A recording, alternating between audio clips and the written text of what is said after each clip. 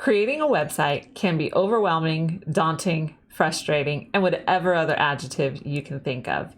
Today, I'm going to show you 7 things before you start to make the process of building your website easier.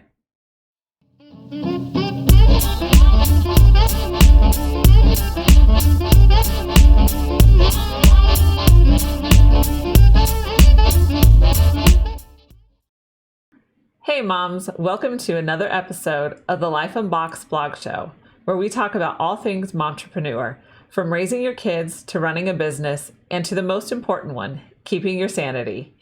I'm Jodie the mom from lifeunboxed.blog. I'm glad you're tuning in today. If you are enjoying this content, please like the video, subscribe to the channel, or subscribe wherever you listen to your podcasts. For more great momtrepreneur content, visit lifeunboxed.blog. Let's get into this. Having a website is one of those non-negotiables for your business. You have to have it. 84% of US consumers believe that a business with a website is more credible than a business with just a social media page.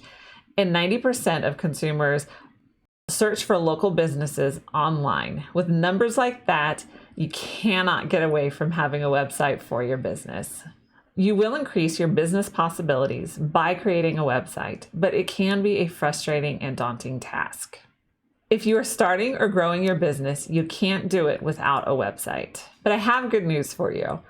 You can build a website even if you aren't a web designer.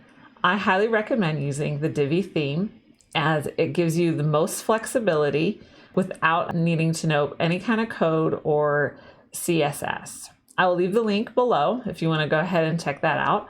All the websites that I build, I just build with the Divi theme. So that is my recommendation to you.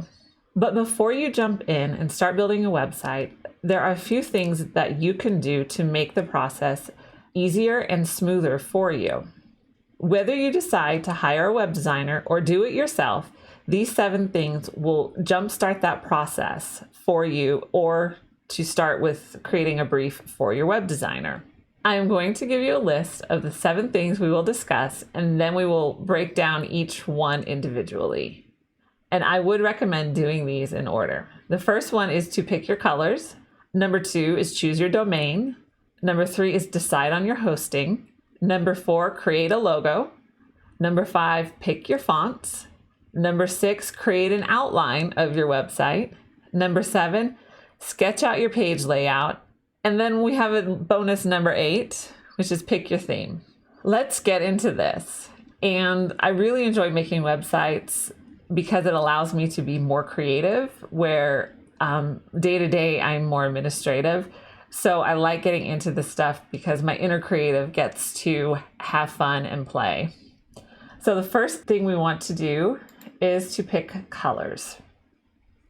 Now, I would recommend that you just stick to 2 to 3 colors. You don't want to go crazy on all the colors because your website will end up looking like a tie-dyed hippie. And it'll clash and it won't look good. So stick with 2 to 3 colors.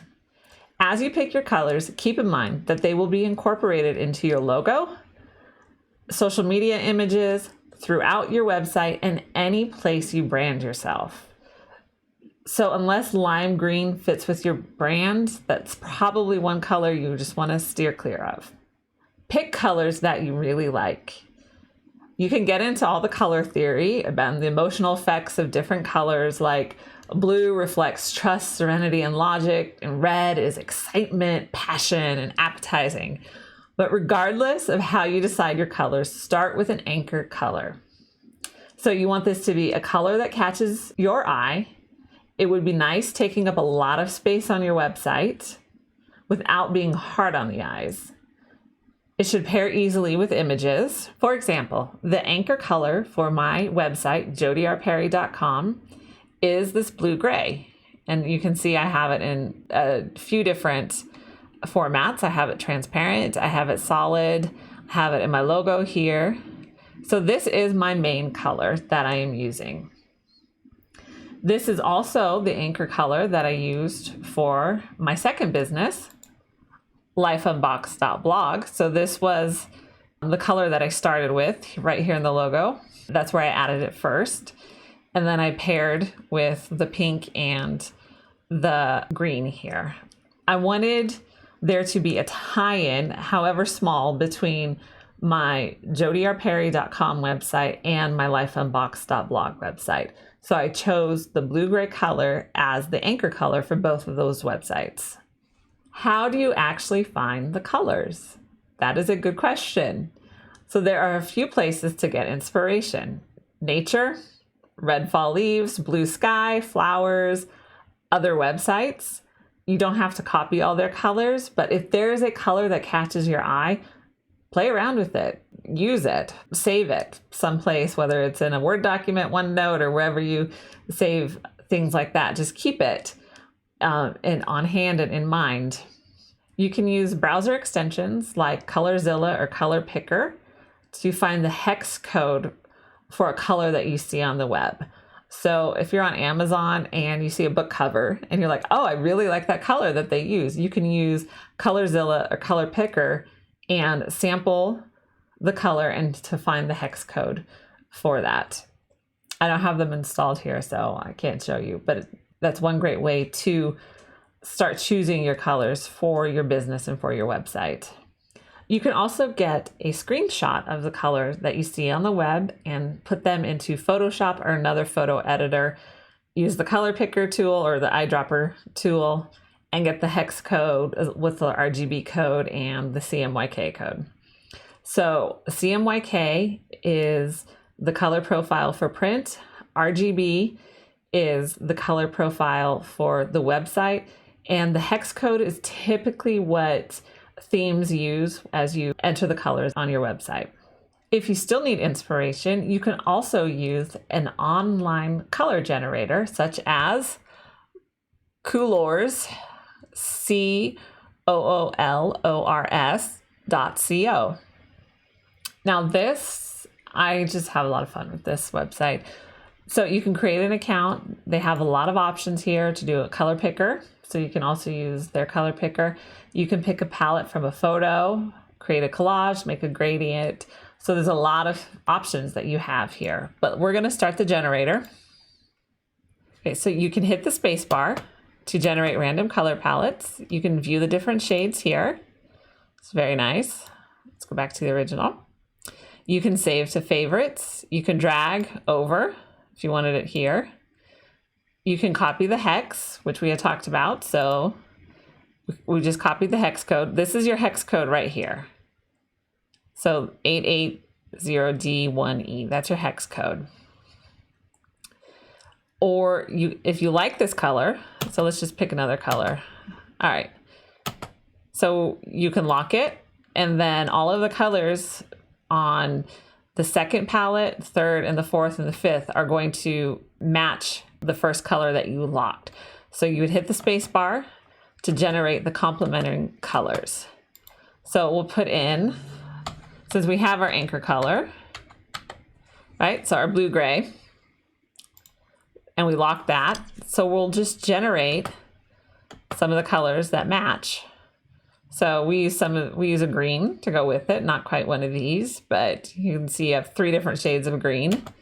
Pink, here's a similar pink that is used on lifeunboxed.blog. So let's say you like the second color, you would just lock that as well. So now it's going to generate colors that match these 2 blues, your first 2 blues here. And if you're listening on the podcast, I would recommend that you visit coolors.co. So that's COOLORS.co, and just play around with the color generator. Another color generator that I like to use is PaletteTaunt. So that's PaletTaunt. And I will leave all of these links in the show notes below. So if you miss one, don't worry about it. I will put it up there. I will put it in the notes. So this is actually how I picked all my colors first, because I discovered Coolors after I started building my website. So I've put in the blue-gray, that anchor color. And what I like about this is you can just do single, and it shows you all the shade variations. or you can pick adjacent colors in the triad. So on the color wheel, it's going to give you the 3 colors that are adjacent and complementary to this blue. So you can also do triad. So it's going to give you the colors that are complementary, but on the triad angle of the color wheel. And then we have the tetrad, which is 4. So it'll give you colors that come opposite on the color wheel that are also complementary. So then you can come to tables and export, and you can get all of the shades along with the hex code. And you can export that or take a screenshot of it as well. So I will show you what I did for Life Unboxed. So I had my blues, and I knew I wanted to do pink. So this is the pink that was complementary to the blue. And I went with the green. Now I wasn't set on doing the green as I started building the website. So I had these screenshots that I could refer to easily. I saved them, and so I could easily refer back to them. So when I decided, as I was going through the process of where I wanted colors, how I wanted them laid out, I decided I wanted a 3rd color. And so I could quickly reference the palettes that I had saved, and I chose the green because I liked how it looked with the pink, and it went well with the blue as well. Now that you've picked your colors, the next step you want to do is to choose your domain. Now, I'm sure you were thinking, why not create the logo? We've got the colors. Why don't we create the logo? And this is why. You may hire a designer or do the logo yourself, get your heart set on these words or the words you're using or the type name, and then you can't find your domain. So I would recommend pick your colors so that you have that in your mind, and then choose your domain and make sure it is available. So there are a couple of ways you can do that.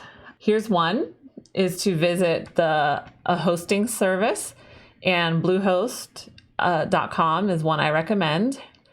And you just click on domains. So now that we're in domains, type in the domain that you're looking for. So let's go with Life Unboxed, and we will search. So lifeunboxed.com is not available. Now I did look at another hosting website, and they will make sales for domains. And so Life Unboxed is considered a premium domain, and they will sell it to me for $3,500. So we did not go with lifeunboxed.com. But as you can see, there's a number of other extensions. So you have lifeunboxed.tech, lifeunboxed.website, lifeunboxed.online, etc., etc. Now, in the past, any extension that wasn't a .com, the website was always seen as sketchy. But now, because there's so many .coms and there's so many websites out there, we have to use different web extensions. So lifeunboxed.blog made sense for me because I was creating a blog.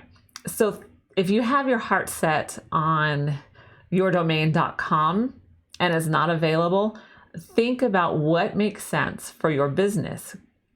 Could you do lifeunboxed.tech? Would that work for you? So consider all of your options before you make a decision. A couple of pieces of advice. Don't panic buy if you see that your domain is available.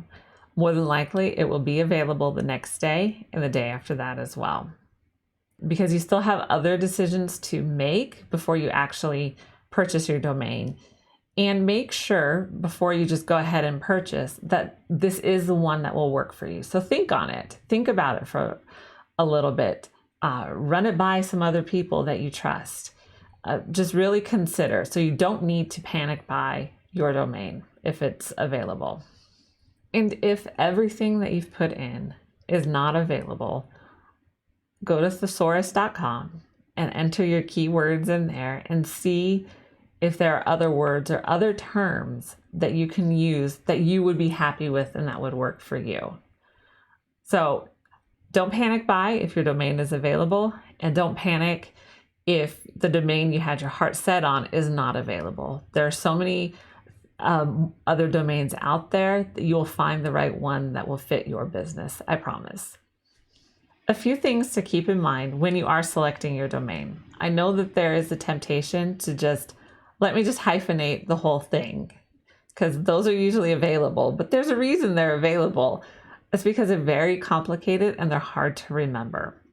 Make sure that your domain name is going to be easy to remember. Try to keep it short. Avoid using numbers for things like for or to, and I mean FOR and TO. So don't use for to replace FOR or to, the number two to replace TO. Now, these are just general suggestions. I know there's businesses who have done this and it has worked for them. But as a general rule, these usually don't work because people forget. So you want to keep the consumer in mind. How are they going to remember your website? Is it easy for them to remember? Or have you overcomplicated it to the point that everyone has to write it down? Which you're at that point, then you probably want to rethink your domain choice. Another item to avoid is try to avoid things like the Life Unboxed or my Life Unboxed.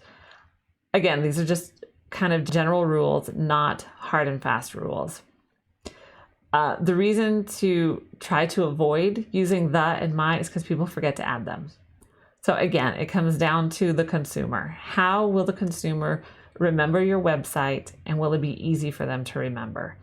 You want it to stick in their minds without having to be specific on, oh no, make sure you add the hyphen here, or make sure this is the 4 is a number 4, or make sure you have to add the.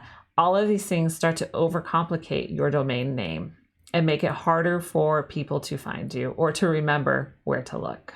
Now that you've done your domain search and you have found your amazing domain, it's time to think about your hosting service. I would recommend purchasing your domain and your hosting through the same company. You can purchase these separately, but it could get slightly complicated in creating your website. Now, as full disclosure, the first one I'm recommending is the one I've used. The other two, I have just researched them and I have no problem recommending them to you as well. If you're watching on YouTube, I will leave the links in the description below. And if you're listening to this episode on a podcast, I will leave the links in the show notes as well. My first recommendation for a hosting service is Bluehost. I have used Bluehost for all of my websites and for all of my client websites. I've never had any issue with them with downtime, or when I've used their customer service to resolve server issues, they've been fast and extremely helpful. Now, I know there are many website gurus who will tell you that they don't like Bluehost because it's a cheap service and there are better ones. I won't argue either of these points. 5 years ago, we didn't have so many choices. Actually, I think it's closer to 6 now, 6 or 7. And Bluehost was and still the recommended hosting for WordPress. It is much cheaper than other services. And when you're starting out, sometimes cheaper just wins out because we are bootstrapping, we are entrepreneurs, so we need to go with the cheaper service. Again, I've never had any issues in all of the years that I had my hosting with them. So if you are starting on a budget, I would highly recommend Bluehost. My second recommendation is SiteGround. They are quite a bit more than Bluehost, almost 3 times as much after their initial rate period. So all of these companies have introductory rates and then the price goes up. So just keep that in mind. For me, the biggest downside with SiteGround is the price. I do know that they're a great service. They have fast servers. All the web gurus that I had mentioned previously all highly recommend SiteGround. So definitely, if you have the budget, check them out. This is a web hosting company that I would consider moving to because of the faster server speeds. My final recommendation for hosting would be Hostinger. They are competitive with Bluehost on their pricing, and they have a great introductory rate. However, they don't offer unlimited websites like Bluehost or SiteGround, but you still get 100 websites, so that would probably still work for most people.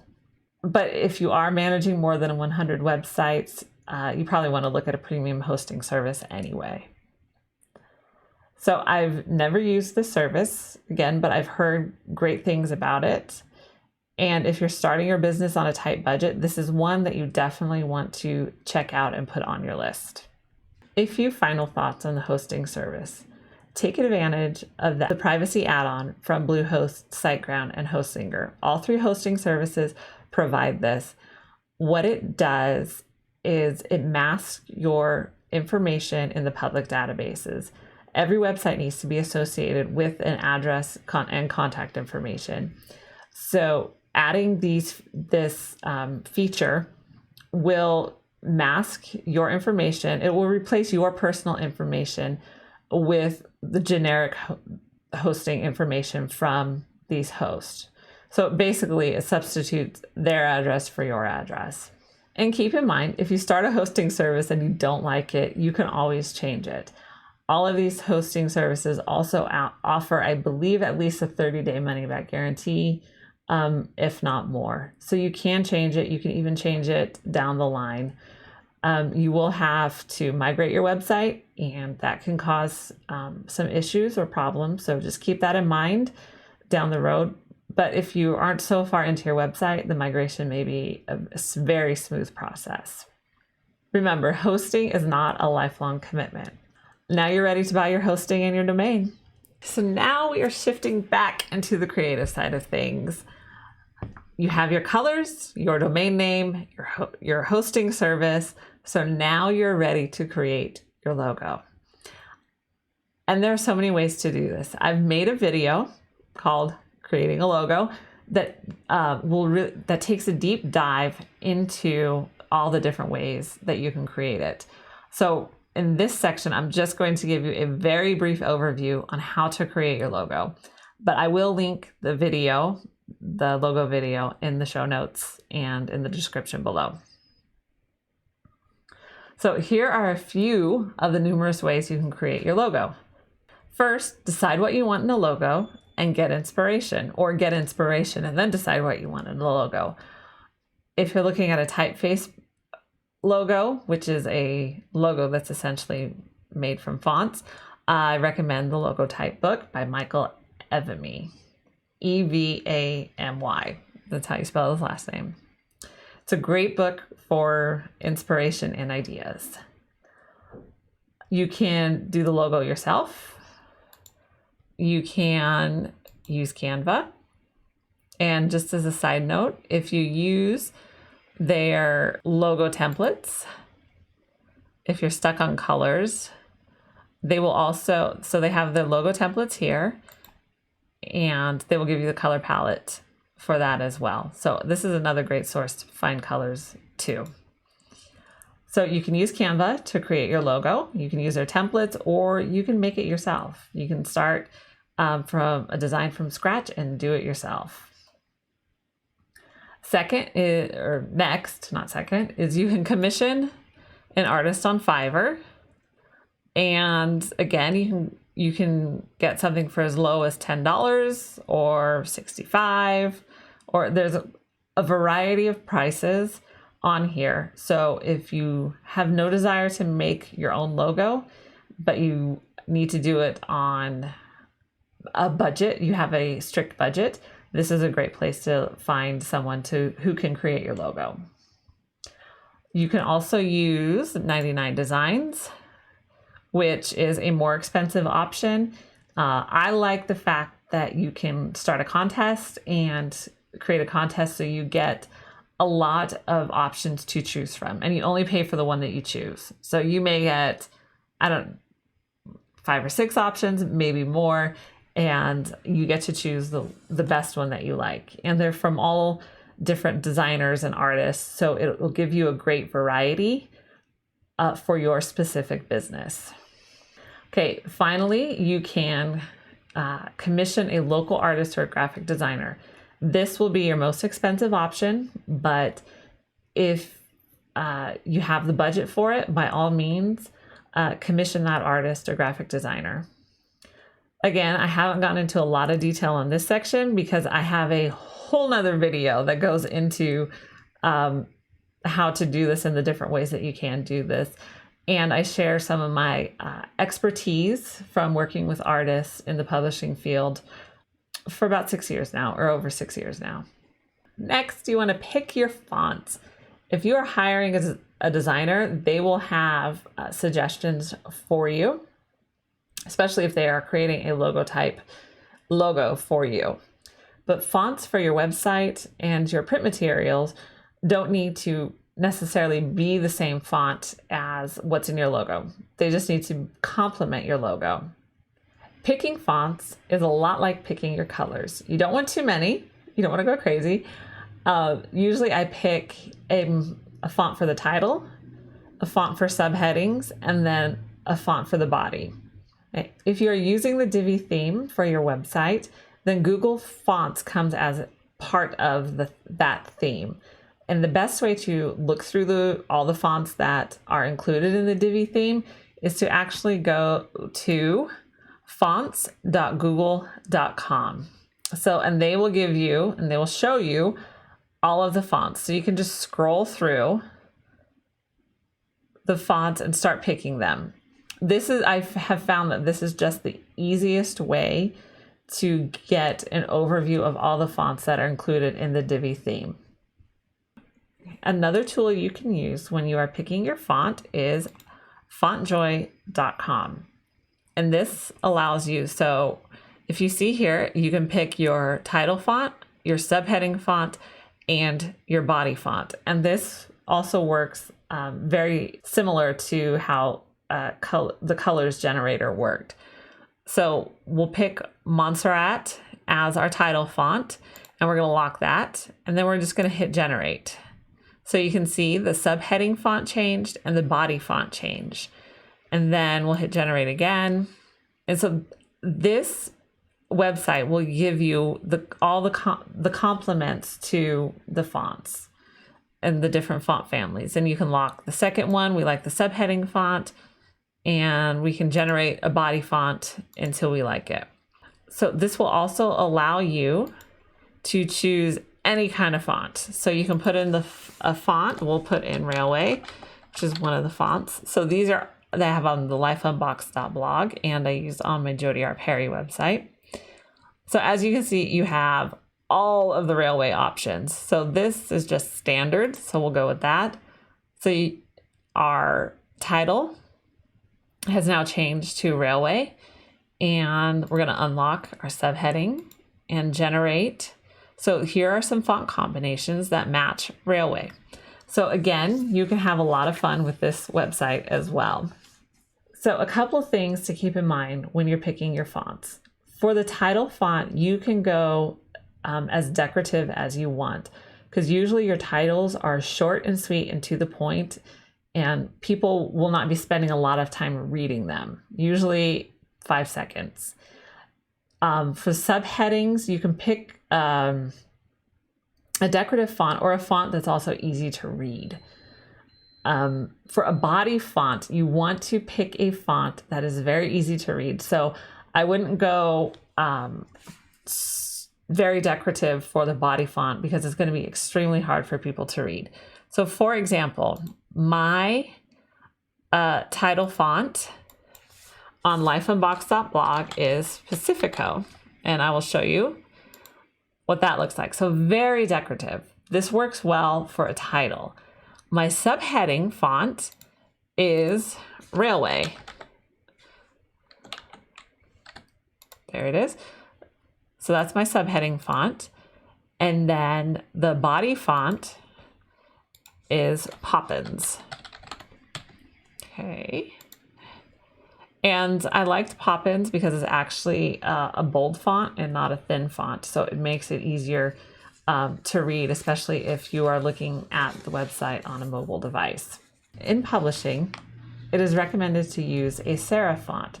Now, a serif font is something like Times New Roman. This one would also be considered a serif font because it has the hooks on the end of the letters.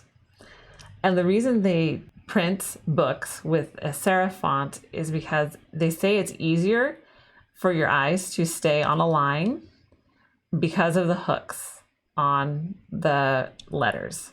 So it keeps your eyes more in line as you read along. So that's why they use a serif. So just something to keep in mind if you're going to have a lot of text on your website. You may want to go with a font that is a serif font. A sans serif font is a font like this one right here. And that, as you can see, it doesn't have any hooks on the end of the letters, hence the sans serif. For websites, there's no hard or fast rule on what fonts to use for your body font. You can use a sans serif or a serif font. Just make sure whichever font you decide to pick, that it's easy to read on any size screen. I know I've given a lot of recommendations when it comes to picking your fonts, but it doesn't have to be complicated. Just pick some fonts that catch your eye and see how they look. And just try them out. You're not married to a font. If it doesn't work, switch it out. Now for your next step, I'm giving you homework. It is to create an outline for your website. And yes, I mean an outline just like you did in school. I'm going to show you. Okay, so here's an outline I made for jodierperry.com.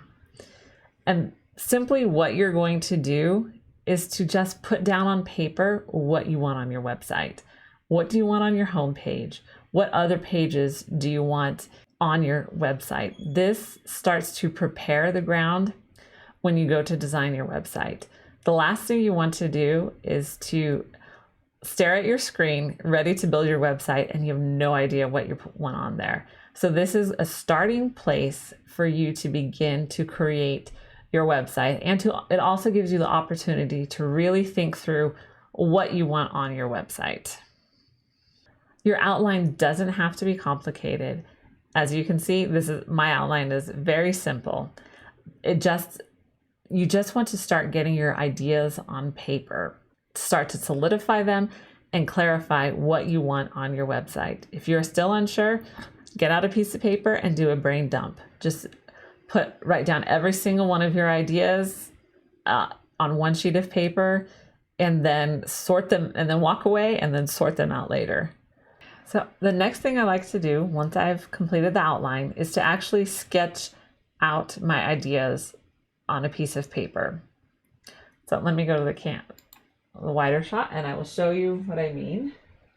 So I get my sketch notepad, and this is my ideas that I had for Life Unboxed .blog. And if you look at the website, because I know some of you may be listening and you're not watching, so if you look at my website, I had the sketch of my logo and then the 3 boxes. That was all on on paper. So just get a sketchbook and just sketch them out. This allows you to kind of just think through creatively what you want on your website without having to figure out how to build it yet. So right now you just want to start laying things out, and so that when you sit down to build your website, you know exactly where you want things and what you want to put on there. So then you can figure out how to make that happen and not get bogged down by what do I want to create. You can also do a digital sketch of your website. Here's one that I did for a client. And as you can see, I put the menu bar up here. We have the logo here. This was a post slider, some categories, bio, keep in touch. So this was a very simple sketch of what I had in mind for her website. And I did include this with the proposal so she could see where the direction that I was heading in and the content that she needed to provide me as well. So here's the end result of this sketch. So as you can see, the menu is up here. The logo did get moved. We did have it here, but she actually changed up her logo, and so it fit better in the menu bar. But this is the post slider. We have the category pages here, and we have the about and the contact form. So there were tweaks to this as we got into the website. We didn't stick so exclusively with the outline that I had made, but it has worked out. And you will find that as you get into building your website, that you may change what you had initially put on paper. What the paper allows you to do is to separate the creative from kind of the execution or the building of it. Because when you sit down to build your website and to really get into it, you can have that paper with you to say, okay, this is what I want it to look like. Now let me figure out how I can do it. Instead of sitting there going, what was that great idea that I had in mind? I had this really good idea of what I wanted the website to look like. And now I don't remember what that was because my brain is so into figuring out how to use this theme, how to make this website happen. So it is really helpful to get your ideas on paper or get them down in a way that's easy at first so that you can figure out how to execute them when you go to build your website.